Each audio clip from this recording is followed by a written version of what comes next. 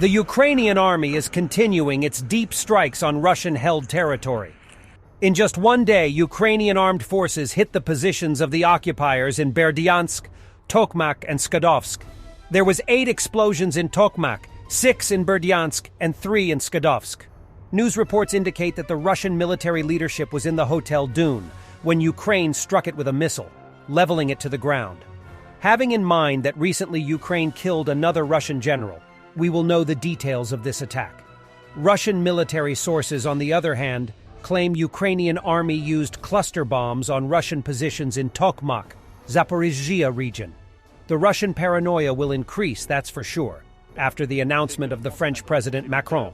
To help Ukraine defend its territory more effectively, France will deliver new long-range missiles. Not a good news for Russia, that's for sure. France owns the Scalp Egg, an equivalent of the Storm Shadow with a range of up to 300 kilometers. We are all contused. This Russians share their impressions of the adventure in Ukraine and show how it hit them. He says that they were covered, all the wounded. The one behind the wheel was injured, neck. He speaks with difficulty because of a concussion, also a leg injury. His colleague, who sits next to him, is also shell-shocked and has a wound on his arm. Relatives of mobilized Russians say the Ukrainians have inflicted huge casualties in their counteroffensive, with even lightly wounded Russians dying for lack of first aid. Food, water, and ammunition is barely available, and soldiers are not being rotated for months on end. The relatives, who are from the Russian Far East, say that their male relatives were mobilized in late September 2022, but did not receive proper training. The men were sent to Ukraine with the 60th Independent Motorized Rifle Brigade only 10 days after being called up. The relatives point out that Russian government promises that the men would be granted leave have not been met. Instead of being rotated, most have been on the front line for 8 months without a break. By the 1st of June 2023, only a third of the brigade had been granted leave. Ukrainian Defense Minister Oleksiy Reznikov said, "It's official. A coalition for F-16 training of the Ukrainian Air Force has been formed. Today, 11 partner states plus Ukraine signed a memorandum outlining the terms. I'm especially grateful to Denmark and the Netherlands for their outstanding leadership in this process. Ukrainian pilots, technicians, and support staff will participate in a training program. There is the possibility of including other types of fighter aircraft in the program.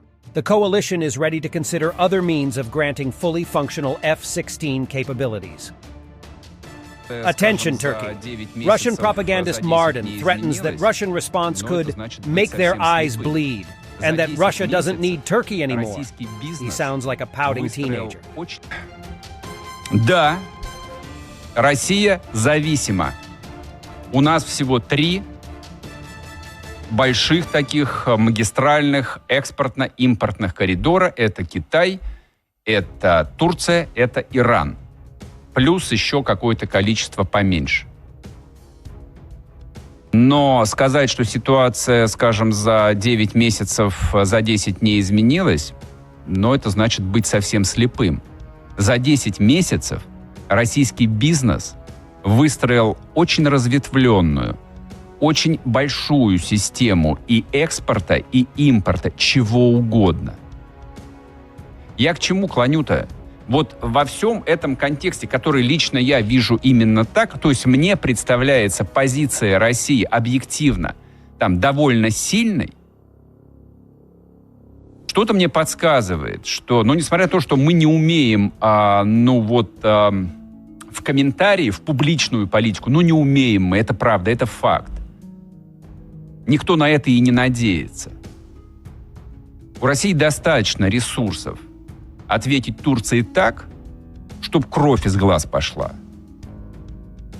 Есть там где придавить нашего старого партнера Эрдогана так, чтобы он, в общем, очнулся и понял, что есть Россия, кто такие русские.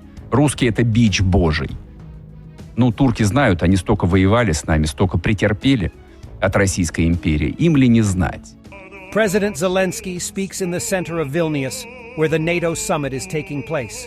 He said, "Today, here in Vilnius, there is a battle flag from Bakhmut, where one of the most decisive battles in Europe took place.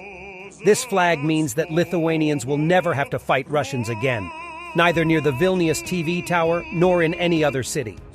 On the central square of Vilnius, the flag from Bakhmut was raised to the national anthem of Ukraine.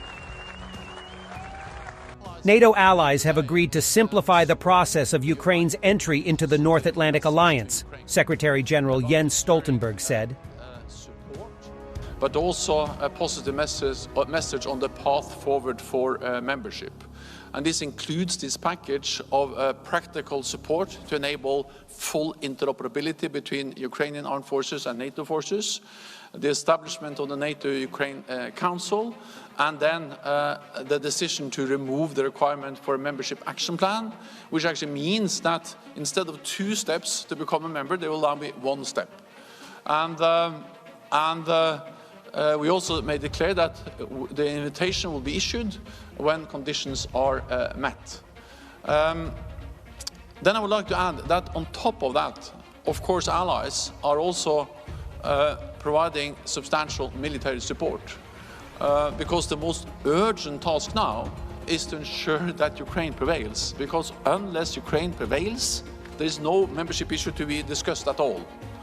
And therefore I welcome the military support that the allies have provided now for months, actually starting back in 2014, and then since the full-fledged invasion in February last year, substantially stepping up their support.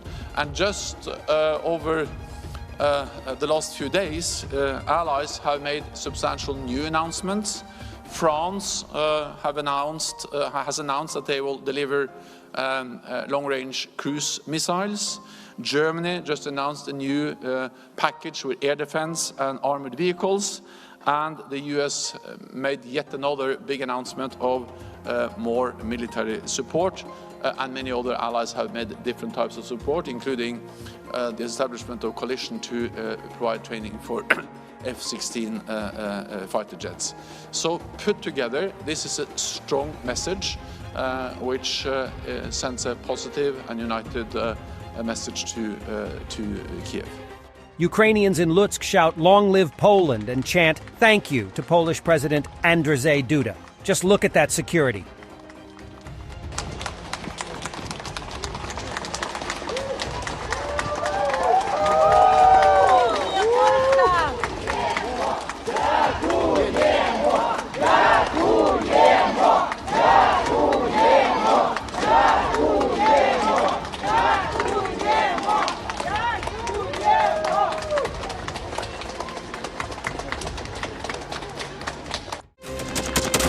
Thanks for watching, and don't forget to subscribe. Also, if you want to support Warthog Defense, please become our member and get early access to new videos, exclusive members-only videos, and become administrator in comment section. The membership link is in the description.